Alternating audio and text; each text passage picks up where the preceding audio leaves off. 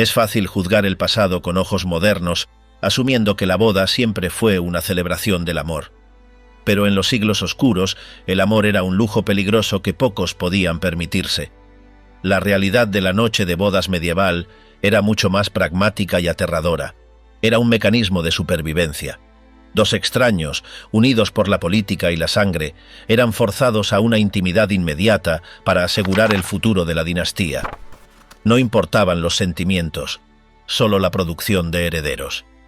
Esta visión utilitaria del ser humano convirtió el lecho nupcial en un escenario frío, despojado de toda la calidez que hoy damos por sentada.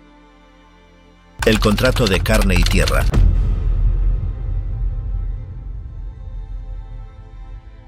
El escenario de estos eventos se construyó sobre una premisa inquebrantable.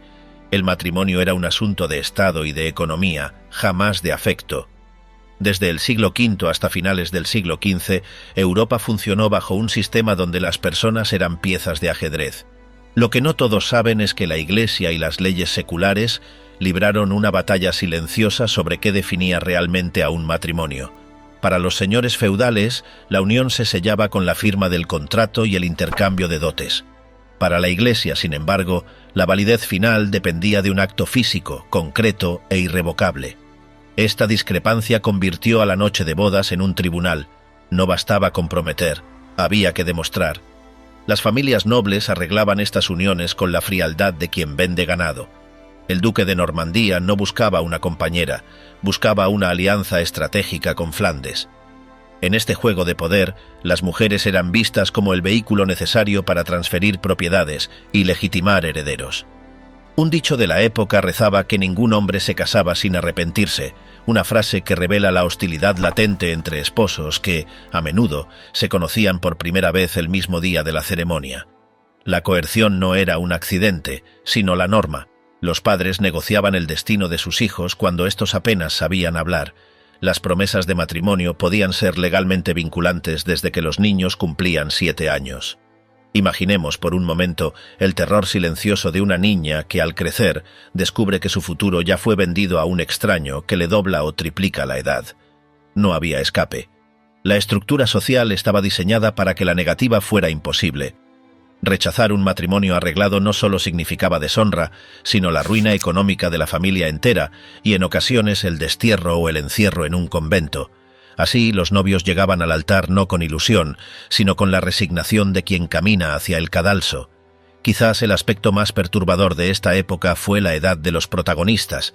La ley canónica y las costumbres establecieron que las niñas eran aptas para el matrimonio a los 12 años y los niños a los 14. Esta norma se basaba en una comprensión puramente biológica de la vida. Si el cuerpo podía procrear, entonces estaba listo para el deber conyugal. Sin embargo, la madurez emocional y física real estaba muy lejos de esa definición técnica. En el contexto histórico de la nobleza, las uniones matrimoniales se concertaban a edades muy tempranas, ya que el principal rol de estas jóvenes era asegurar la línea de sucesión de su familia con la mayor prontitud. Un claro ejemplo de esta realidad fue Margarita Beaufort, quien se casó siendo una niña y dio a luz a los 13 años. Su cuerpo, aún en desarrollo, sufrió complicaciones significativas durante este parto, un trauma que la dejó incapacitada para tener más descendencia por el resto de su vida. Su historia, si bien es dolorosa, ilustra las serias consecuencias que las exigencias dinásticas de la época imponían a muchas jóvenes de la nobleza. La sociedad de la época ejercía una presión dinástica abrumadora sobre las jóvenes de la nobleza. Su función principal era garantizar rápidamente la continuidad de la línea familiar mediante un heredero varón, lo que hacía que el bienestar individual de la esposa pasara a un segundo plano ante las prioridades del linaje. La formalización de estas uniones, que incluían la convivencia, se consideraba un movimiento político esencial para sellar las alianzas entre familias. Era un paso que no podía posponerse, asegurando así que el pacto se mantuviera firme frente a cualquier imprevisto o cambio de circunstancias. Esta prisa por consumar el acto, sin importar la disposición o el dolor de la joven esposa, sembraba las semillas de traumas profundos. Eran tanto los casos de partos prematuros y complicaciones internas que la tasa de mortalidad en estas jóvenes esposas era alarmante. Sin embargo, la maquinaria dinástica no se detenía. Si una esposa fallecía, se buscaba otra, y el ciclo de alianzas continuaba sobre el sacrificio silencioso de la anterior. Aunque la Iglesia católica insistía teóricamente en el consentimiento mutuo como base del sacramento, la realidad práctica anulaba cualquier posibilidad de elección libre. El consentimiento era una formalidad, una palabra pronunciada bajo la mirada severa de padres, tutores y señores feudales. Las crónicas de la época están llenas de huecos, silencios donde deberían estar las voces de las mujeres. Ellas no escribían las leyes ni los registros. Por lo tanto, su miedo y su resistencia rara vez quedaban documentados. Sin embargo, hay rastros de esa desesperación. Existen registros de jóvenes que tuvieron que ser llevadas físicamente hacia el altar o amenazadas con violencia severa si no pronunciaban el sí. Para los varones, la situación también podía ser opresiva, aunque de manera distinta. A menudo se veían obligados a unirse a mujeres que detestaban o con las que no tenían nada en común, atrapados por las deudas o las ambiciones de sus padres. Pero la diferencia de poder era abismal. El hombre, al final del día, conservaba su autonomía social y legal. La mujer pasaba de ser propiedad del padre a ser propiedad del esposo. La noche de bodas, entonces, se convertía en el momento en que esa transferencia de propiedad se hacía física. No era un acto de amor, sino un acto de posesión. La literatura de la época, como los textos de Geoffrey Chaucer, a veces dejaba entrever la miseria de estas uniones, describiendo el matrimonio no como un paraíso, sino como una trampa de lamentos. La doctrina religiosa complicaba aún más el panorama psicológico. San Jerónimo y otros teólogos advertían que amar con demasiada pasión a la propia esposa era casi un pecado, similar al adulterio, pues el matrimonio debía basarse en el deber y la procreación, no en el placer. Esta enseñanza creaba una atmósfera de frialdad y culpa. Incluso si surgía el afecto, este debía ser reprimido. La intimidad se convertía en un trámite mecánico, desprovisto de calidez humana, ejecutado bajo el mandato divino de multiplicarse. El espectáculo público y la bendición del lecho.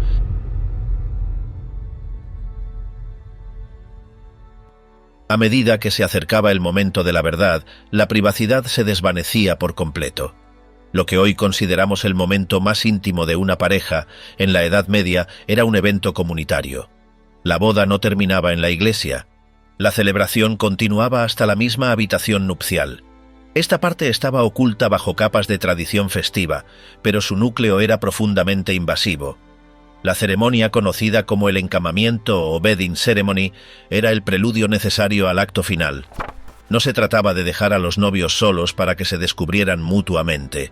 Por el contrario, una multitud de familiares, amigos y miembros del clero acompañaba a la pareja hasta la cámara nupcial. El ruido, la música estridente y las bromas subidas de tono eran constantes. La intención no era solo celebrar, sino vigilar. La comunidad necesitaba ser testigo de que los novios entraban juntos en el lecho, pues eso constituía una prueba legal de que el matrimonio se estaba consumando. En Inglaterra, por ejemplo, era común que el sacerdote bendijera la cama misma, rociándola con agua bendita y recitando oraciones para expulsar demonios y asegurar la fertilidad. Imaginemos la escena. Una habitación llena de gente, el olor a incienso y vino, las miradas expectantes y burlonas de los invitados, y en el centro, dos personas, a menudo desconocidas entre sí, obligadas a desvestirse o ser desvestidas por sus acompañantes. La presión psicológica era inmensa. Para la novia, que a menudo había sido educada en la más estricta castidad y temor religioso, verse expuesta de esa manera ante la multitud debía ser una experiencia paralizante. Pero la invasión no terminaba con la bendición. En muchas regiones de Europa, la costumbre dictaba que los invitados no se retiraran inmediatamente. Se quedaban bebiendo, cantando y arrojando medias a los novios, una tradición que supuestamente traía buena suerte al que lograra acertar. El mensaje subyacente era claro. Vuestros cuerpos no os pertenecen solo a vosotros, pertenecen al linaje y a la comunidad.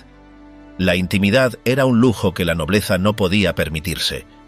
En las cortes reales, esta vigilancia alcanzaba niveles grotescos, donde funcionarios de alto rango debían certificar que los esposos estaban, efectivamente, juntos en el lecho. Detrás de todo este teatro público se escondía un miedo legal muy concreto: la anulación. Si un matrimonio no se consumaba, podía ser disuelto por la Iglesia. Esto convertía la noche de bodas en una prueba de rendimiento. Para el hombre, la presión por demostrar su virilidad era absoluta.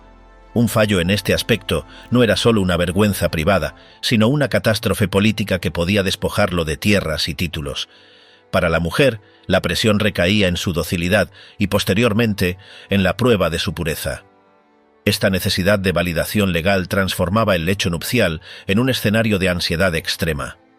No había espacio para la ternura o el descubrimiento gradual. Todo debía suceder esa noche, y debía suceder de manera que no dejara dudas. Las familias esperaban fuera, a veces literalmente al otro lado de la puerta, aguardando noticias o señales que confirmaran que la alianza estaba sellada. La consumación era el sello final del contrato. Sin ella, todo el acuerdo, las dotes pagadas y las tierras prometidas quedaban en el aire. La tensión que esto generaba a menudo desembocaba en situaciones de fuerza. Si uno de los cónyuges sentía rechazo o miedo, el otro se veía impulsado por la obligación de cumplir con el deber social, ignorando los sentimientos de su pareja. La frase débito conyugal no era una metáfora, era una deuda real que debía ser pagada. Esta mentalidad, avalada por las autoridades religiosas y civiles, creaba un ambiente donde el abuso estaba normalizado bajo el manto de la ley. La resistencia de una esposa no se veía como un derecho a proteger su cuerpo, sino como una rebeldía contra el orden natural y divino. A través de los siglos, las voces de quienes sufrieron estos horrores se apagaron, pero los registros judiciales y eclesiásticos nos ofrecen vislumbres de su dolor. Sabemos de mujeres que intentaron huir antes de la noche de bodas, de hombres que fueron llevados ante tribunales para probar su capacidad física mediante exámenes humillantes, y de familias que se destrozaron mutuamente cuando la consumación no pudo ser probada. La historia oficial prefiere hablar de linajes y heráldica, pero la base de esos árboles genealógicos a menudo se regó con lágrimas de impotencia. Lo que sucedía tras las cortinas del lecho nupcial medieval era el reflejo de un mundo duro, donde la supervivencia colectiva aplastaba la dignidad individual, y aunque las costumbres variaban de una región a otra, desde los fríos castillos de Escandinavia hasta las villas de Italia, el denominador común era el mismo. La noche de bodas no era un santuario, sino el escenario final de una transacción irrevocable. Con el amanecer, la prueba física debía ser presentada. La exhibición de las sábanas, manchadas o no, dictaría el futuro de la novia. Si la prueba era satisfactoria, la alianza se celebraba. Si no, comenzaba un calvario de acusaciones, juicios y vergüenza pública que podía destruir la vida de una mujer para siempre. Pero eso, y los horrores específicos de los rituales de inspección y las pruebas de impotencia, es una historia que merece ser contada con detalle en el siguiente capítulo de esta crónica oscura. La ceremonia en la iglesia era solo el preámbulo visible de un drama mucho más oscuro y complejo. Si bien el intercambio de anillos y votos frente al altar otorgaba al matrimonio su forma espiritual, la sociedad medieval, obsesionada con la descendencia y la propiedad, sabía que la verdadera unión no se firmaba con tinta ni se sellaba con oraciones, sino que debía grabarse en la carne misma. Lo que no todos saben es que la celebración nupcial no terminaba con el banquete y la música. De hecho, para los novios, especialmente para la mujer, el final de la fiesta marcaba el comienzo de una invasión sistemática de su intimidad que hoy nos resultaría inconcebible. La noche de bodas no era un refugio de paz, sino un escenario teatral donde la comunidad entera reclamaba su derecho a participar, vigilar y juzgar. A medida que el sol se ocultaba y las antorchas iluminaban los grandes salones de los castillos o las humildes chozas de las aldeas, el ambiente cambiaba. La alegría festiva, alimentada por el vino y la hidromiel, comenzaba a tornarse en una presión palpable hacia el acto final. Nadie se preguntó entonces si era cruel someter a dos jóvenes, a menudo desconocidos y asustados, a semejante escrutinio. Era simplemente la costumbre, una tradición tan arraigada como la siembra o la cosecha. La multitud, lejos de retirarse para otorgar privacidad a la pareja, se convertía en una escolta ruidosa y exigente que los acompañaba hasta el umbral mismo de su vulnerabilidad. La procesión hacia el lecho.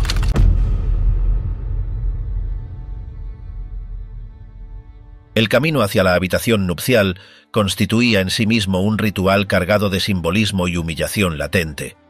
Esta procesión no era un paseo tranquilo, sino un desfile ruidoso conocido en algunas regiones como el acompañamiento. Amigos, familiares, músicos y clérigos formaban una comitiva que rodeaba a los novios, empujándolos física y simbólicamente hacia su destino. En este tránsito, la figura de la novia era despojada de su individualidad para convertirse en un objeto de sacrificio comunal. Las risas estridentes, los chistes obscenos y las canciones báquicas que resonaban en los pasillos de piedra servían para recordar a la pareja que su unión no era un asunto privado, sino un evento público del que dependía el equilibrio social. Es fundamental comprender que la mentalidad medieval no concebía la privacidad como un derecho. En un mundo donde la supervivencia dependía del grupo, el aislamiento era sospechoso. Por ello, la multitud no veía su presencia como una intromisión, sino como una garantía. Debían asegurarse de que los novios llegaran a la cama, pues sólo así se validaba la alianza entre las familias. La verdad de lo que pasaba en esos momentos era tan grotesca para nuestra sensibilidad moderna como normal para ellos. Los asistentes a menudo desvestían a los novios, a veces con delicadeza ritual, pero otras veces con una brusquedad nacida de la embriaguez y la euforia colectiva. La novia, despojada de sus ropas y de sus defensas, era entregada al lecho como quien entrega una ofrenda, bajo la mirada atenta de docenas de ojos que no buscaban protegerla, sino certificar su entrega. Incluso la Iglesia, que predicaba la castidad y la moderación, participaba activamente en esta invasión del dormitorio. Un sacerdote solía encabezar la procesión final hacia la cámara nupcial, no para consolar a los novios, sino para purificar el escenario del acto carnal. El lecho era rociado con agua bendita y sahumado con incienso, mientras se recitaban oraciones específicas destinadas a expulsar demonios y asegurar la fertilidad. Esta práctica revela el profundo temor que la sociedad medieval sentía hacia la sexualidad. Se la consideraba un terreno peligroso, propenso a la influencia maligna, que debía ser santificado para ser aceptable. La imagen es sobrecogedora. El sacerdote de pie junto a la cama, recitando liturgias en latín, mientras la pareja espera, expuesta y vulnerable, a que la autoridad religiosa dé su permiso para proceder. En algunos rituales se bendecía incluso la comida y la bebida que los novios consumirían en la cama, una copa ceremonial conocida en algunas cortes como el vino de la noche. Este acto, lejos de tranquilizar, añadía una capa de solemnidad aterradora al momento. La presencia de lo sagrado en el lugar de lo íntimo recordaba a los esposos que estaban cumpliendo un mandato divino, una obligación que trascendía sus propios deseos. El lecho dejaba de ser un mueble para convertirse en un altar de sacrificio donde la voluntad individual debía morir para dar paso al deber dinástico. Una vez que los novios estaban en el lecho, comenzaba la llamada ceremonia del encamamiento, una tradición que variaba en intensidad según la región y el estatus social, pero que siempre mantenía su carácter invasivo. En las cortes de Inglaterra y Francia era costumbre que los invitados de mayor rango se sentaran al borde de la cama, conversando y bromeando con la pareja. No había silencio, no había penumbra romántica. Había luz, ruido y una multitud expectante. Una de las tradiciones más extrañas y humillantes consistía en el lanzamiento de las medias. Los padrinos y las damas de honor se quitaban las medias y las arrojaban sobre los novios. Se creía que quien lograra que la prenda cayera sobre la cabeza de la pareja sería el próximo en casarse. Los rituales matrimoniales de la época a menudo incluían ceremonias públicas que podían volverse intrusivas. Los recién casados, y en especial la joven novia, quedaban expuestos a la mirada y las demandas de los invitados, perdiendo cualquier atisbo de privacidad. En algunas ocasiones, la multitud prolongaba su permanencia en la habitación hasta recibir una compensación o licor, sometiendo a la pareja a una presión considerable. Para una joven educada bajo los estrictos códigos de conducta de la época, ser el centro de una audiencia tan expansiva generaba una profunda incomodidad. Aunque la novia manifestara angustia, sus emociones no eran interpretadas como sufrimiento que requiriera atención, sino como una muestra de modestia apropiada dentro del ritual. La primacía de la costumbre anulaba la empatía. El cumplimiento del rito era lo único relevante. Lo que resulta aún más perturbador es que, en ciertos contextos de alta importancia política, la vigilancia no terminaba cuando se cerraban las cortinas del dosel.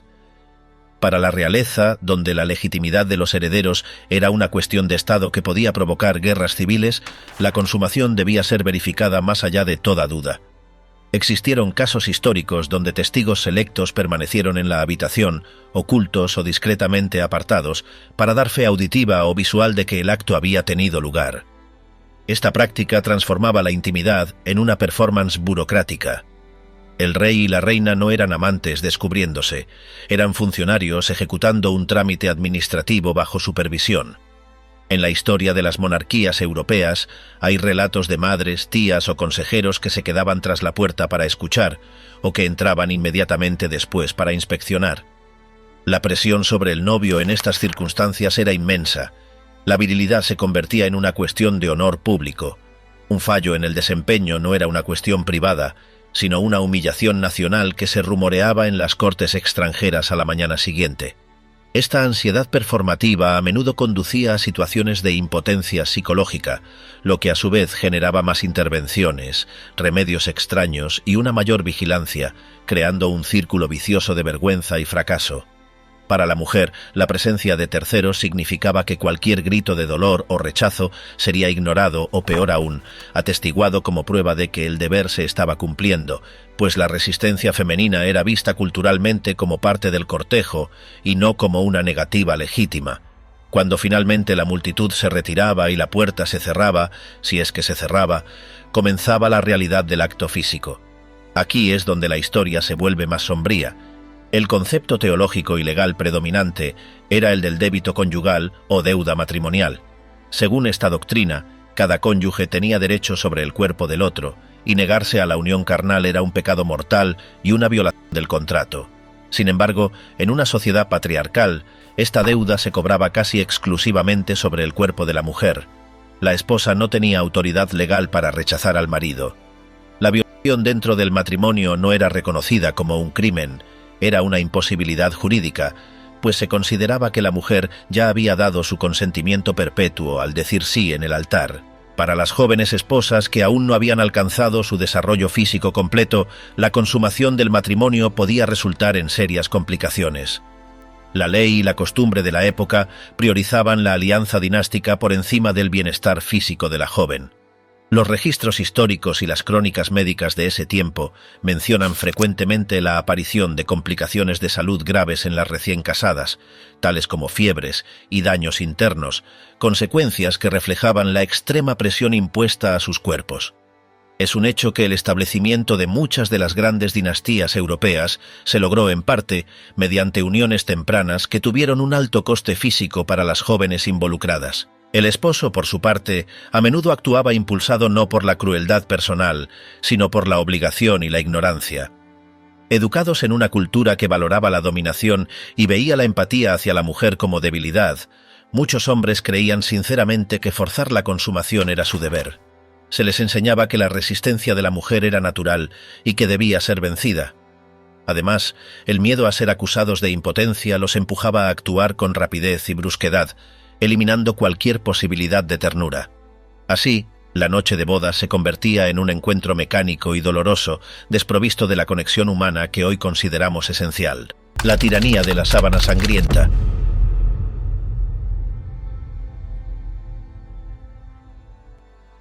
El horror de la noche nupcial no concluía cuando las velas se apagaban ni cuando el cansancio vencía a los cuerpos.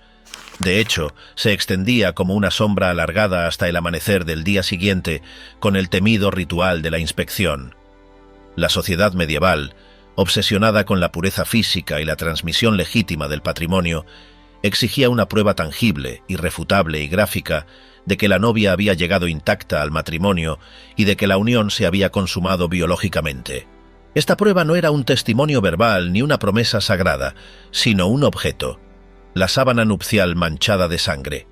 Cuando los primeros rayos del sol comenzaban a filtrar por las ventanas, el aire en la habitación de los novios se cargaba de una tensión casi judicial. Era común que las matronas de la familia, mujeres mayores encargadas de custodiar el honor del linaje, o incluso funcionarios de la corte en el caso de la alta nobleza, entraran en la habitación antes de que la pareja pudiera siquiera vestirse. Su misión era examinar el lecho con la minucia de un forense. Buscaban el rastro carmesí sobre el lino blanco. Si la sábana mostraba las marcas esperadas, el alivio era colectivo y la celebración se reanudaba. En muchas regiones de Europa, esta tela se exhibía con un orgullo grotesco, a veces colgada desde una ventana alta o mostrada desde un balcón para que el pueblo congregado abajo pudiera vitorear. Esta exhibición pública reducía el valor total de la mujer, su historia, su intelecto y su alma, a la integridad física de su cuerpo y convertía su intimidad en un trofeo para el consumo de las masas. Pero debemos preguntarnos qué sucedía en el escenario contrario, qué ocurría si al retirar las pieles y las mantas no había sangre. La ausencia de esa mancha específica podía desencadenar una tragedia familiar de proporciones incalculables. Ese blanco impoluto podía interpretarse de dos formas devastadoras, o bien la novia no era pura, lo cual era motivo inmediato de anulación, devolución de la dote económica y una deshonra perpetua que mancharía a su familia por generaciones, o bien significaba que el matrimonio no se había consumado, lo que ponía en tela de juicio la capacidad viril del marido. Esta presión inmensa llevaba a la creación de una red de engaños desesperados y secretos compartidos entre mujeres. Se tiene constancia histórica de novias que, temiendo no sangrar por razones naturales o previas, recurrían a medidas extremas para salvar su vida social. Escondían pequeños viales con sangre de animal entre sus ropas de noche o en un acto de valentía dolorosa se provocaban heridas a sí mismas en los muslos o pies para manchar las sábanas deliberadamente. Hacían esto para evitar la furia de sus esposos, que podían sentirse estafados, y para eludir la vergüenza pública que caería sobre ellas como una losa. La verdad de lo ocurrido en la intimidad quedaba sepultada bajo la necesidad imperiosa de mantener las apariencias y sobrevivir en un sistema que no perdonaba errores. Esta obsesión enfermiza por la prueba física demostraba una verdad incómoda sobre la mentalidad de la época. La confianza no existía en la ecuación matrimonial. El amor o el respeto mutuo eran conceptos ajenos a la transacción. Todo debía ser verificado, medido, pesado y expuesto ante los ojos de la comunidad. La intimidad de la pareja estaba completamente subordinada a la curiosidad y el control del grupo social. La mujer en particular vivía este momento con una ansiedad paralizante y silenciosa, sabiendo que su futuro, su estatus, su techo y su seguridad física dependían enteramente de unas gotas de fluido biológico sobre una tela de lino. Si fallaba en esta prueba, las consecuencias eran nefastas. Podía ser repudiada y enviada de vuelta a casa de sus padres en desgracia, confinada en un convento para ocultar la vergüenza familiar o marginada socialmente el resto de sus días, convertida en una paria. En las comunidades rurales y urbanas, donde las paredes oían y los vecinos eran los jueces de la moral, existía otra capa de horror social conocida como el charivari o cencerrada. Esta costumbre no era una celebración, sino una advertencia sonora. Si el matrimonio se consideraba impopular, desigual, por ejemplo un viudo anciano casándose con una joven en flor, o si se sospechaba que la pareja no había cumplido con sus deberes conyugales adecuadamente, la comunidad tomaba la justicia por su mano. Organizaban una protesta ruidosa y caótica frente a la casa de la pareja. Armados con ollas, sartenes, cencerros de ganado y tambores improvisados, los vecinos se congregaban bajo la ventana de los recién casados. Golpeaban los metales con furia, gritaban insultos hirientes y cantaban canciones obscenas y burlonas, impidiendo el descanso y la paz de los novios durante horas, a veces durante noches consecutivas.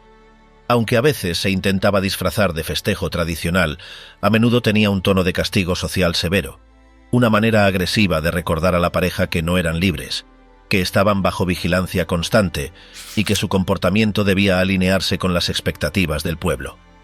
Esta práctica subraya la total falta de autonomía de los individuos en la Edad Media. La noche de bodas no pertenecía a los novios en soledad, pertenecía al pueblo. El colectivo se sentía con el derecho divino de aprobar o desaprobar lo que sucedía dentro de la casa privada. Si un viejo rico se casaba con una joven hermosa, el charivari era brutal y despiadado, burlándose a gritos de la supuesta incapacidad física del marido y de la avaricia calculadora de la esposa. Esta presión externa añadía un estrés insoportable a la ya tensa situación de la pareja, que debía intentar construir una vida en común mientras el mundo exterior aporreaba sus puertas. No había lugar donde esconderse. Las paredes eran delgadas, las ventanas no tenían cristales aislantes y la comunidad siempre estaba escuchando, lista para juzgar cualquier desviación de la norma establecida. Aunque el sufrimiento y la falta de privacidad eran universales, las formas que adoptaban variaban drásticamente según la clase social, creando dos tipos distintos de infierno doméstico. Para los campesinos, que formaban la inmensa mayoría de la población, la falta de privacidad era a menudo una cuestión de supervivencia y espacio físico. Las casas típicas eran estructuras de una sola habitación, con suelo de tierra apisonada, que debía ser compartida no solo con los numerosos niños y los abuelos ancianos, sino también con los animales de granja más valiosos que necesitaban protección del frío. La noche de bodas, por tanto, ocurría a pocos metros de otros familiares, en una oscuridad densa que no lograba ocultar los sonidos, la respiración ni los movimientos. La intimidad romántica era imposible por diseño arquitectónico y por pura necesidad económica. Aquí, el horror no provenía de un ritual elaborado o protocolario, sino de la brutalidad cruda de la vida cotidiana, la fatiga extrema tras jornadas de trabajo de sol a sol y la omnipresencia de la muerte y la enfermedad que convivían en el mismo espacio reducido. El acto de la unión se convertía en algo puramente funcional, despojado de misterio. Para la nobleza y la realeza, en cambio, la falta de privacidad era ceremonial y política. Poseían castillos vastos con cientos de habitaciones y alas enteras vacías, pero la estricta etiqueta les prohibía usarlas para esconderse. El rey y la reina debían ser vistos, pues su cuerpo físico representaba el cuerpo del Estado. Su vida era una representación teatral continua donde nunca caía el telón.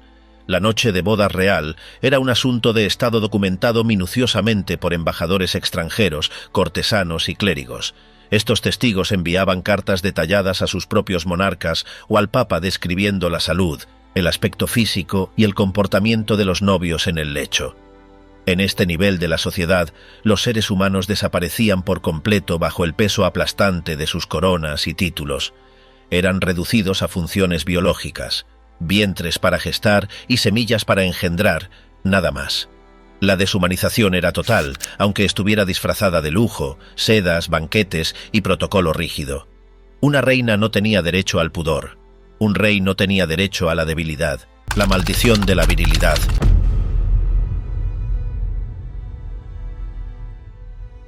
Rara vez se habla del trauma masculino en este contexto histórico, eclipsado justificadamente por el sufrimiento sistémico y mucho mayor de las mujeres, pero existía una dimensión oscura y opresiva para ellos, también que es necesario analizar para comprender el cuadro completo.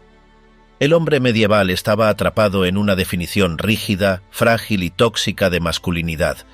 Se esperaba que fuera un guerrero dominante en el campo de batalla y un amante inagotable capaz de engendrar hijos varones inmediatamente.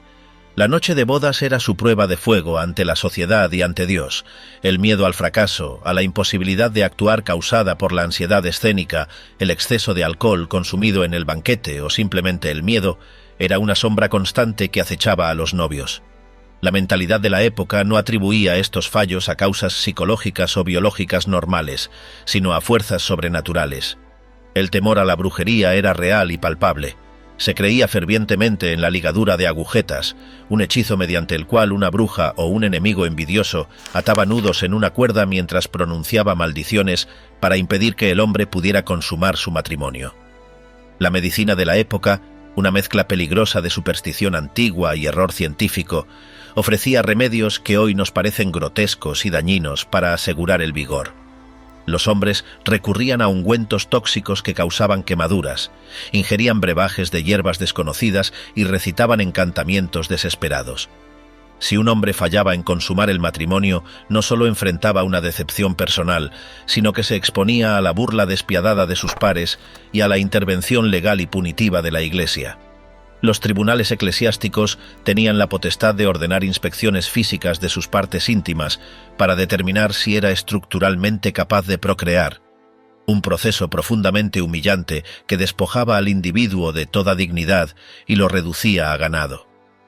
Hablaremos más adelante en detalle de estos juicios, pero basta decir aquí que la presión por rendir en la noche de bodas bajo la mirada pública podía destruir la psique de un hombre joven, llevándolo a comportamientos violentos y erráticos como mecanismo de defensa patológico ante su propia inseguridad y vergüenza.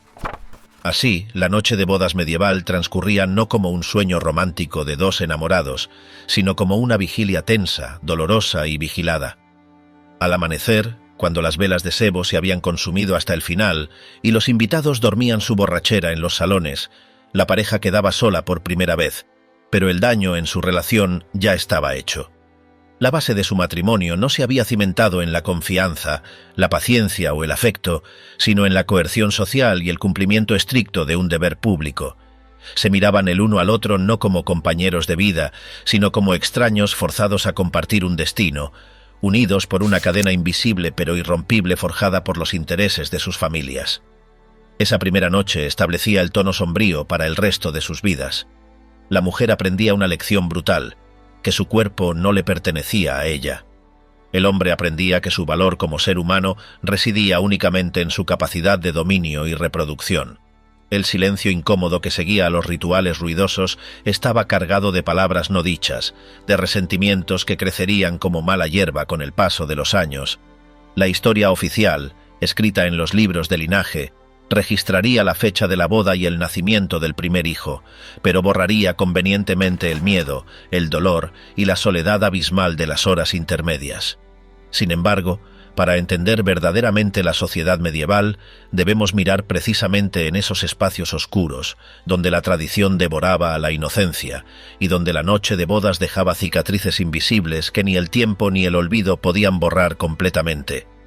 Lo que sucedía si la consumación fallaba definitivamente, o si una de las partes buscaba desesperadamente una salida a través de la anulación eclesiástica, abría la puerta a un nuevo nivel de horror judicial y físico, las pruebas de impotencia y los congresos íntimos ante testigos, fenómenos tan extraños, invasivos y humillantes que merecen ser analizados con la lupa de la historia. Cuando la luz del alba entraba por los ventanales de piedra, disipando las sombras de la noche de bodas, para muchas parejas el calvario no había terminado. Simplemente cambiaba de escenario. Si el lecho nupcial había sido un teatro de invasión social, lo que seguía cuando la consumación era cuestionada se convertía en un horror judicial sin precedentes en la historia moderna. La historia escolar nos ha enseñado a ver la Edad Media a través de la grandeza de sus catedrales góticas y la épica de sus cruzadas, pero en los archivos polvorientos y olvidados de los tribunales eclesiásticos yace una verdad mucho más incómoda y carnal, la obsesión absoluta de la ley canónica por la mecánica del cuerpo humano. Lo que no todos saben es que, cuando la sábana no mostraba la sangre esperada, o cuando pasaban los años y no llegaba el heredero, el matrimonio dejaba de ser un sacramento sagrado para convertirse en un caso forense frío y calculador. La intimidad se trasladaba del dormitorio a la sala del tribunal, donde clérigos, abogados y matronas debatían con frialdad clínica sobre los detalles más humillantes y privados de la vida conyugal. No era suficiente con que una esposa se quejara ante el obispo de la frialdad de su marido o que un esposo lamentara públicamente la esterilidad de su mujer.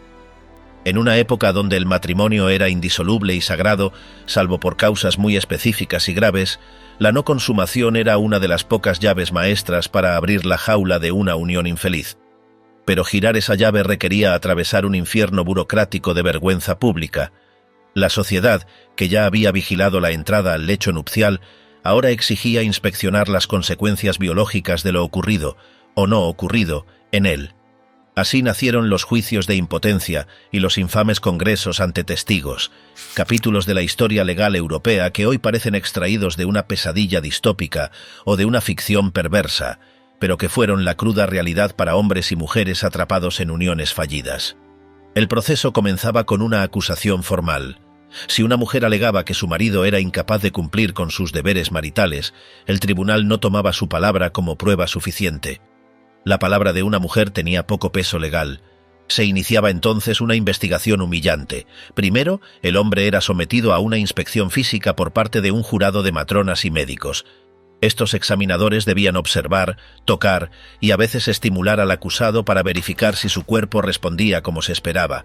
Todo esto ocurría en una sala fría, bajo la mirada de escribas que anotaban cada reacción o la falta de ella. Imagina el nivel de estrés y deshumanización. Un hombre rodeado de extraños que juzgan su valía basándose únicamente en una respuesta fisiológica involuntaria.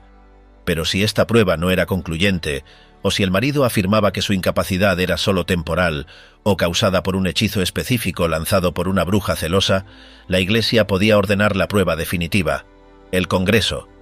Este término, que suena formal y diplomático, ocultaba una realidad atroz. La pareja debía intentar consumar el matrimonio nuevamente, pero esta vez no en la privacidad de su hogar, sino en un lugar neutral designado por el tribunal, y lo más impactante, debían hacerlo en presencia de testigos expertos.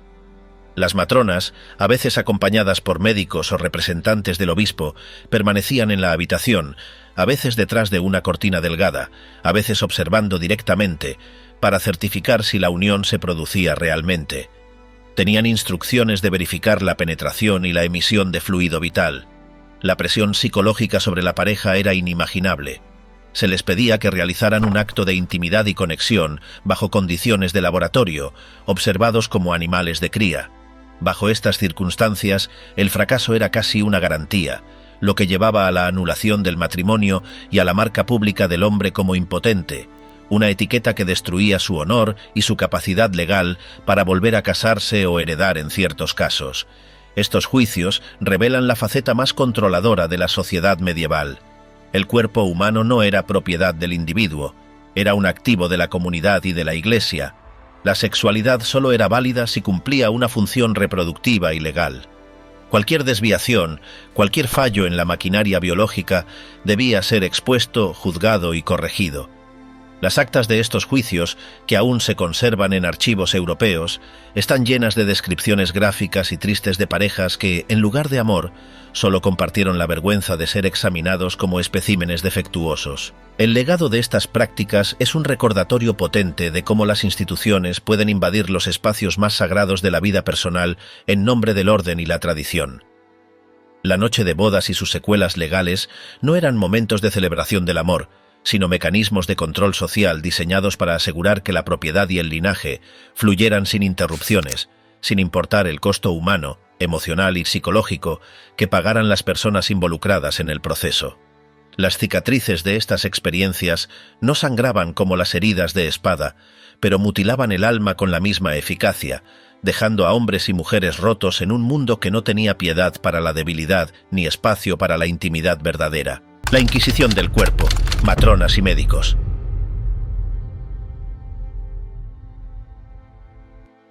Cuando surgía la duda sobre la validez del matrimonio debido a la falta de consumación, la Iglesia activaba un mecanismo de investigación invasivo que hoy nos parecería una pesadilla distópica. La palabra de los cónyuges no bastaba, la fe exigía pruebas empíricas. Aquí entraba en juego la figura de las mujeres sabias, conocidas comúnmente como matronas, y más tarde, los médicos juristas. Imaginemos la escena con detalle. Una mujer joven, quizás rechazada por su esposo o incapaz de concebir, era llevada a una habitación privada bajo la orden estricta de un juez eclesiástico. Allí, un grupo de matronas respetables de la comunidad tenía la tarea ingrata de inspeccionar su cuerpo. Debían determinar, mediante el tacto y la vista, si mantenía su integridad virginal o si existían impedimentos físicos visibles para la unión. Este examen, realizado sin la delicadeza ni la higiene de la medicina moderna y cargado de prejuicios supersticiosos, era una transgresión legalizada de la dignidad humana. Se redactaban informes detallados que luego se leían en voz alta en el tribunal, describiendo la anatomía íntima de la mujer ante una audiencia exclusivamente masculina de clérigos y escribas. Para la mujer medieval, cuyo honor estaba intrínsecamente ligado a su pudor, este proceso equivalía a una muerte social en vida. Pero los hombres no escapaban al escrutinio. Si la mujer alegaba que el matrimonio no se había consumado por culpa del marido, éste debía someterse a la inspección humillante de su propia virilidad. Los registros judiciales de York del siglo XIV, por ejemplo, contienen descripciones gráficas y despiadadas donde las matronas testificaban sobre el estado físico de los acusados, utilizando términos despectivos como flácido, inútil o marchito. Se esperaba que el hombre demostrara su capacidad in situ, bajo la mirada crítica de extraños que manipulaban su cuerpo como si fuera ganado en una feria. La virilidad, que en la cultura caballeresca era sinónimo de fuerza, poder y mando, quedaba reducida a una simple funcionalidad biológica expuesta al escarnio público. El guerrero o el noble perdía toda su aura de autoridad, en el momento en que su intimidad era medida y juzgada insuficiente por un comité de ancianas. Sin embargo, el horror alcanzó su cúspide en la Francia de los siglos XVI y XVII con la práctica legal conocida como el Congreso. Cuando las inspecciones físicas iniciales no arrojaban resultados concluyentes, los tribunales ordenaban la prueba definitiva. La pareja debía intentar consumar el matrimonio en presencia de testigos expertos, generalmente médicos, parteras y oficiales de la corte. No se trataba de una ceremonia simbólica como el encamamiento nupcial, sino de una prueba judicial de rendimiento mecánico. La pareja era llevada a un lugar neutral, a menudo una casa designada por el tribunal. Allí se les daba un tiempo determinado para realizar el acto conyugal mientras los testigos aguardaban, a veces detrás de un biombo de tela fina, a veces en la misma estancia, observando en silencio. Es difícil concebir una situación más diseñada para el fracaso absoluto. La presión psicológica sobre el esposo era aplastante, sabiendo que su honor, su matrimonio y su patrimonio dependían enteramente de su desempeño en ese preciso instante. La ansiedad a menudo provocaba exactamente lo que se intentaba refutar, la incapacidad física. Si el hombre fallaba, el veredicto era devastador. Se declaraba el matrimonio nulo, y él era marcado públicamente como impotente. Esto no solo le impedía volver a casarse con esa mujer, sino que a menudo le prohibía contraer matrimonio con cualquier otra, pues se consideraba que su incapacidad era permanente y un impedimento canónico. La humillación era total y absoluta. Hubo casos documentados de hombres que, tras fallar en el Congreso, se exiliaron para siempre o tomaron la trágica decisión de quitarse la vida ante la vergüenza insoportable. Las mujeres, por su parte, debían soportar ser parte de este espectáculo grotesco, convertidas en instrumentos de prueba en lugar de ser tratadas como esposas. Esta práctica fue tan escandalosa y propensa a la corrupción y el error que finalmente fue abolida, pero durante décadas sirvió como el arma final de un sistema que priorizaba la biología sobre la humanidad. Lo que hacía aún más terrorífica esta situación era la explicación que la sociedad medieval daba a estos fracasos. En una era precientífica, la incapacidad repentina de consumar no se veía como un problema médico o psicológico derivado del estrés, sino como una obra del mal. Se hablaba del nuemen de la aiguillette, o el anudamiento de la agujeta, un hechizo oscuro en el que una bruja o un enemigo ataba un nudo en un cordón mientras invocaba a entidades demoníacas para impedir que el hombre pudiera yacer con su esposa. Esto añadía una capa de terror sobrenatural al drama doméstico. La pareja no solo enfrentaba la vergüenza social, sino el miedo profundo a estar maldita. Se buscaban contrahechizos, se realizaban peregrinaciones desesperadas y se consumían pociones peligrosas. La Iglesia, atrapada entre su doctrina legal y su creencia en lo demoníaco, a menudo validaba estos miedos. Un hombre incapaz no era solo un marido fallido. Podía ser una víctima de brujería o, peor aún, un pecador castigado por la divinidad. Esta atmósfera de superstición convertía la alcoba en un campo de batalla espiritual donde el miedo a lo invisible paralizaba cualquier intento de intimidad natural. La sospecha recaía a menudo sobre amantes despechadas o familiares envidiosos, destrozando la confianza dentro de la comunidad y sembrando la paranoia. Para entender que estos horrores no eran anécdotas aisladas de campesinos anónimos, basta mirar a las cimas del poder. La historia de Europa fue moldeada en gran medida por lo que sucedió, o no sucedió, en las noches de bodas reales. El caso de Enrique IV de Castilla, conocido cruelmente por la historia como el Impotente, es un ejemplo trágico. Su incapacidad para consumar su primer matrimonio con Blanca de Navarra llevó a una anulación humillante tras años de rumores y exámenes físicos invasivos. Cuando se casó por segunda vez y tuvo una hija, Juana, la sombra de su incapacidad previa provocó que sus enemigos alegaran que la niña no era suya, sino de un amante, apodándola la Beltraneja. Esta disputa sobre la intimidad del rey desató una guerra civil sangrienta que culminó con el ascenso de su media hermana, Isabel la Católica. La historia de España cambió radicalmente debido a la disfunción íntima de un monarca y la crueldad con la que fue expuesta. Aún más trascendental fue el caso de Catalina de Aragón y el príncipe Arturo de Inglaterra. Tras su noche de bodas, Arturo se jactó con frases juveniles sobre haber estado en España, una metáfora de la consumación, pero falleció poco después.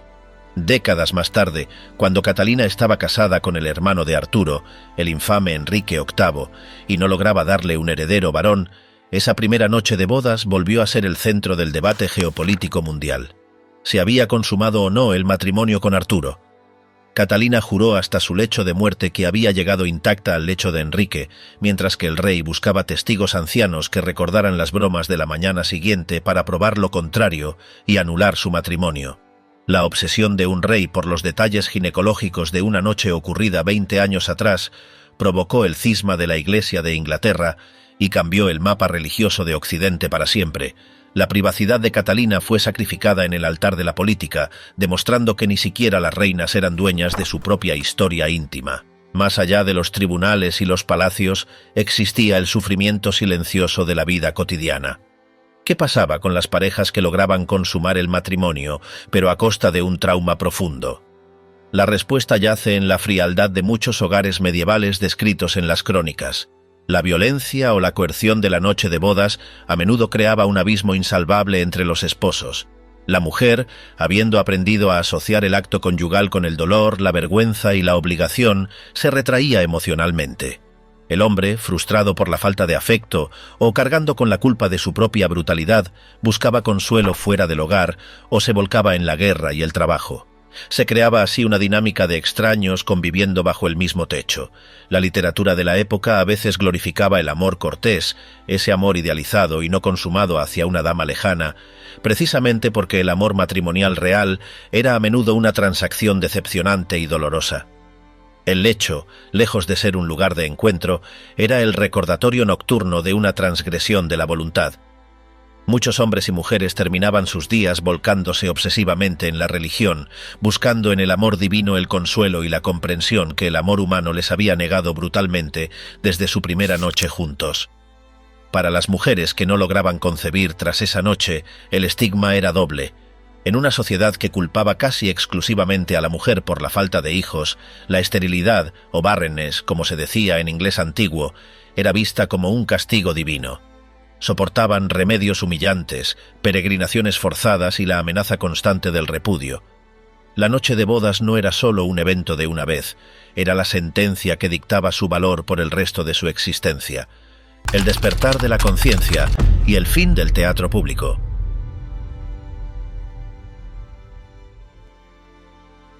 ¿Cómo escapó la humanidad de este ciclo de horrores públicos? La respuesta no reside en un solo evento, sino en una transformación lenta y dolorosa de la mentalidad colectiva. No fue un cambio repentino donde la luz disipó la oscuridad de un día para otro, sino una lenta evolución de la conciencia que tardó siglos en gestarse. Hacia finales del siglo XVII y durante el siglo XVIII, los vientos de cambio comenzaron a soplar sobre Europa. Con la llegada de la Ilustración y un cambio sutil pero poderoso en las sensibilidades religiosas y filosóficas, la Iglesia y el Estado comenzaron muy lentamente a retirarse del dormitorio.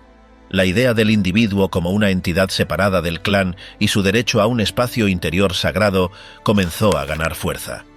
Los teólogos y pensadores empezaron a argumentar que la modestia y el recato eran virtudes superiores a la transparencia legal. La sociedad empezó a comprender que había ciertas puertas que debían permanecer cerradas para preservar la dignidad humana. El punto de inflexión legal más significativo ocurrió en Francia. El infame Congrés, esa práctica judicial abominable que permitía a los tribunales ordenar pruebas físicas de potencia ante expertos, fue finalmente abolido en febrero de 1677. Esta decisión no surgió de la nada, sino que fue el resultado de varios casos escandalosos que sacudieron a la alta sociedad. El más notorio fue el del marqués de Langeais, quien tras fallar humillantemente en la prueba pública y ser declarado incapaz, contrajo segundas nupcias y tuvo 7 hijos con su nueva esposa.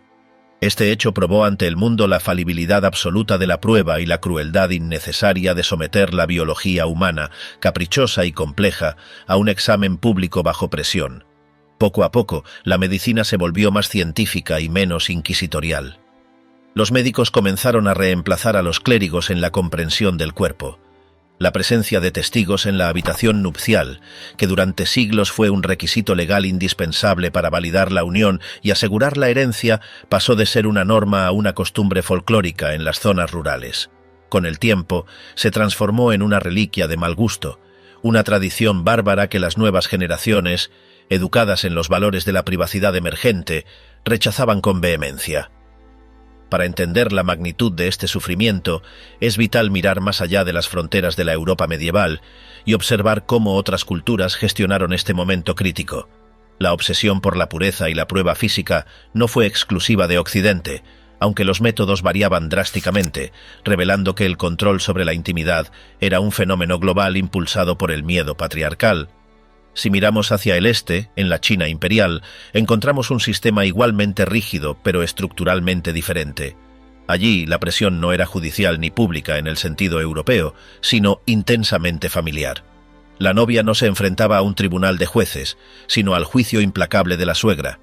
La prueba de la castidad no se exhibía desde un balcón al pueblo, sino que se presentaba en privado a la matriarca de la familia del esposo. Si la prueba no aparecía, la vergüenza caía sobre la familia de la novia con una fuerza devastadora. Sin embargo, a diferencia de Europa, donde la anulación era un proceso legal público, en China el fracaso a menudo resultaba en que la mujer fuera relegada a una posición de servidumbre dentro del hogar, convirtiéndose en una paria invisible o, en casos extremos, siendo devuelta a su familia, lo cual equivalía a una muerte social. En el mundo islámico de la misma época, la dinámica era distinta debido a la concepción sagrada de la privacidad en el hogar. El Corán y la tradición establecían límites estrictos sobre la invasión de la privacidad doméstica. Aunque la virginidad era valorada enormemente, la exposición pública de los detalles íntimos se consideraba a menudo una falta de respeto y un pecado en sí mismo. Sin embargo, en ciertas interpretaciones tribales y culturales preislámicas que persistieron, la exhibición de la sábana también existía, pero tenía un matiz de honor tribal más que de procedimiento legal burocrático. La diferencia clave radicaba en que en Europa, la Iglesia y el Estado entraban en la habitación. En otras culturas era la familia quien custodiaba la puerta. Es fascinante y aterrador comparar estas prácticas con las tribus de las llanuras de América del Norte o las sociedades insulares del Pacífico antes del contacto europeo. En muchas de estas culturas, la transición a la vida de pareja se trataba con una naturalidad que a los europeos les parecía escandalosa. La privacidad existía, pero no como un muro de ladrillo, sino como un respeto comunitario. La idea de que un juez tuviera que inspeccionar el cuerpo de un hombre para ver si era apto para el matrimonio hubiera sido considerada una locura incomprensible.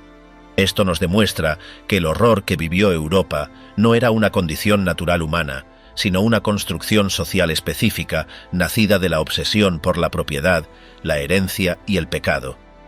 Un factor que rara vez se menciona en los libros de historia, pero que fue fundamental para escapar de estos horrores, fue el cambio en la arquitectura misma de nuestras casas. Durante la Edad Media y el Renacimiento temprano, las habitaciones no eran privadas. Las casas estaban diseñadas con habitaciones comunicadas entre sí. Para ir de una sala a otra, tenías que atravesar el dormitorio de alguien. No existían los pasillos tal como los conocemos hoy en la mayoría de las viviendas. La invención y popularización del pasillo en la arquitectura doméstica del siglo XVIII y XIX fue una revolución silenciosa. De repente, cada habitación tenía una sola puerta que daba a un espacio neutral. Esto permitió por primera vez el concepto de aislamiento real. El dormitorio se convirtió en un destino final, no en un lugar de paso. Esta barrera física reforzó la barrera psicológica.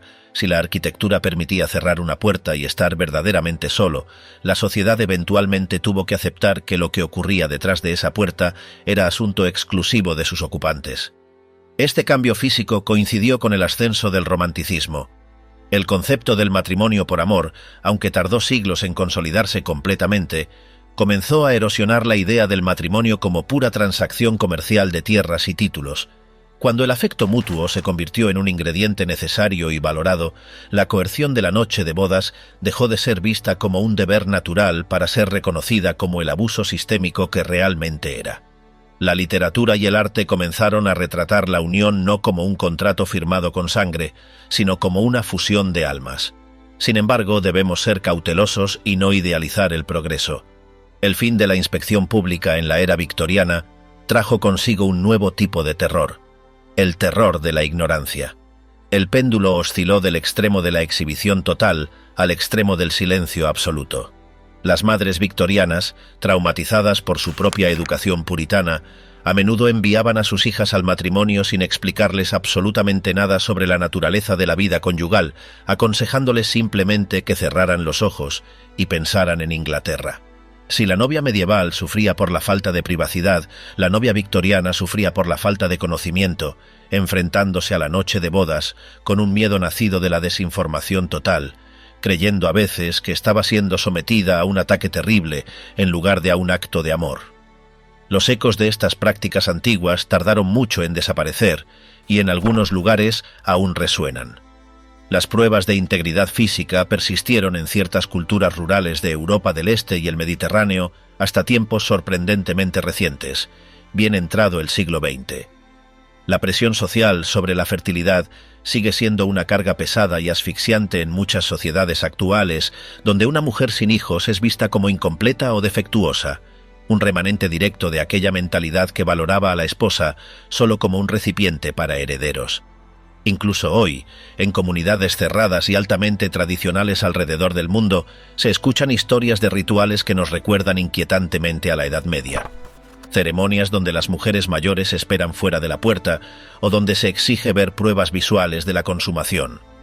Esto nos demuestra que la lucha entre el control colectivo y la libertad individual no ha terminado, simplemente ha cambiado de escenario. Al contemplar la historia de los horrores de la noche de bodas medieval, nos enfrentamos a un espejo oscuro de nuestra propia evolución. A lo largo de este inmenso recorrido histórico, desde los contratos fríos y las novias niñas hasta los juicios grotescos y las sábanas manchadas, hemos narrado la lucha titánica de la humanidad por reclamar su propia dignidad íntima. Hemos visto cómo la ley, la religión y la costumbre conspiraron para robar a las personas su momento más vulnerable. Es crucial entender que no fueron monstruos quienes perpetuaron estas costumbres, fueron sociedades atrapadas en el miedo. Miedo a la extinción del linaje, miedo a la naturaleza humana no controlada, miedo a lo que no se podía ver ni legislar y miedo a perder el estatus. En su afán desesperado por controlar el futuro a través de la descendencia asegurada, destruyeron el presente y la felicidad de innumerables parejas. La historia oficial se escribe con fechas de coronaciones y batallas ganadas, pero la verdadera historia humana se siente en la piel, en el terror palpitante de una habitación a la luz de las velas y en el silencio pesado de las alcobas donde no había amor, solo obligación. Hoy, cuando cerramos la puerta de nuestra habitación y damos por sentada la seguridad de nuestra privacidad, estamos disfrutando de un privilegio extraordinario que costó siglos de sufrimiento conquistar. No es un regalo natural, es una victoria cultural. Las voces de las niñas forzadas a madurar antes de tiempo, de los hombres humillados públicamente por no cumplir con estándares imposibles de virilidad y de las mujeres sometidas al escrutinio invasivo de las matronas, se han apagado en el tiempo, pero su eco permanece como una advertencia constante. Estas historias nos recuerdan que la intimidad es frágil, nos enseñan que la dignidad personal debe ser protegida ferozmente contra las demandas del colectivo, ya sea el Estado, la familia extendida o la opinión pública. Nos recuerdan que, en última instancia, el matrimonio o la unión de pareja no debe ser un teatro para el público, ni un asunto de Estado, ni una transacción comercial, sino un santuario cerrado para dos personas. La Edad Media quedó atrás, con sus antorchas humeantes, sus supersticiones y sus sombras alargadas, pero el viaje desde el terror del ritual público hacia la paz de la libertad individual es, quizás, uno de los logros más silenciosos e importantes de la civilización occidental. Recordar estos horrores no es solo un ejercicio de curiosidad morbosa o de entretenimiento histórico.